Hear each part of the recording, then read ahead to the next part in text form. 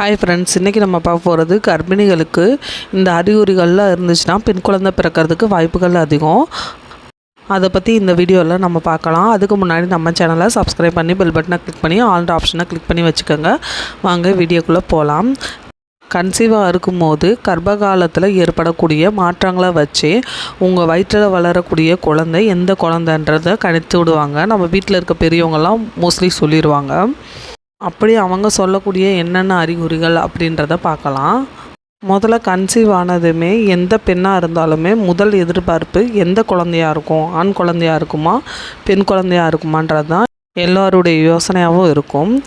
குழந்தை நல்லா ஆரோக்கியமாக இருக்கணும் அப்படின்ற மனசில் இருந்தாலும் கூட குழந்தை எந்த குழந்தையாக இருக்கும் அப்படின்றது எல்லா கர்ப்பிணி பெண்களுக்குமே மனசில் இருக்கும். முதல் பிரசவத்தில் மட்டும் இல்லாமல் ரெண்டாவது பிரசவத்துலையுமே எந்த குழந்தையாக இருக்கும்ன்ற சந்தேகம் நிறைய பேத்துக்கு இருக்கும். இப்போ நீங்கள் கன்சீவ் ஆகினா ஃபஸ்ட்டு மாதத்துலேயே உங்களுக்கு தீவிரமான மசக்கை, அதாவது தீவிரமான வாந்தி இருந்துச்சுன்னா உங்கள் வயிற்றில் வளரக்கூடிய குழந்தை பெண் குழந்தையாக இருக்கலாம்.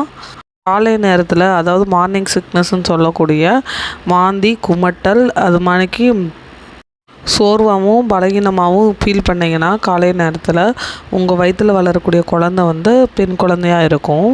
ரெண்டாவது, கர்ப்ப காலத்தில் ஹார்மோன் மாற்றங்கள் உண்டாகும்.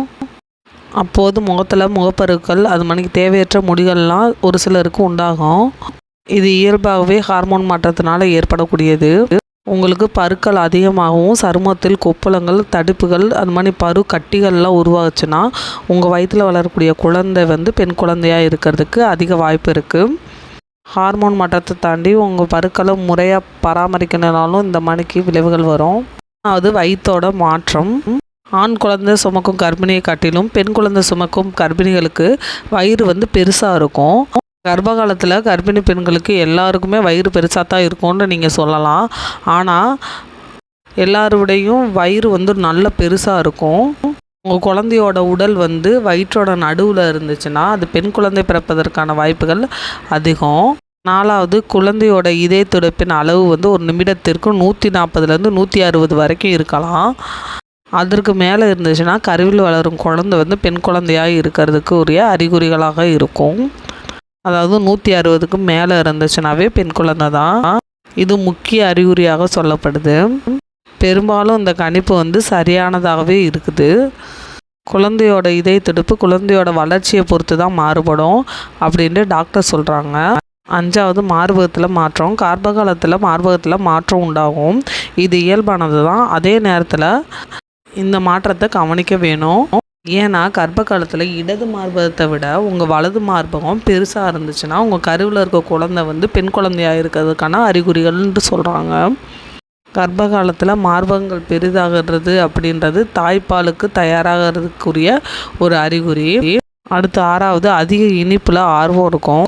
கன்சீவ் ஆனதுலேருந்தே கர்ப்பிணி பெண்களுக்கு பிடித்த உணவுகளை பிடிக்காமல் போகலாம், பிடிக்காத உணவுகள் அதே நேரத்தில் பிடிக்கலாம்.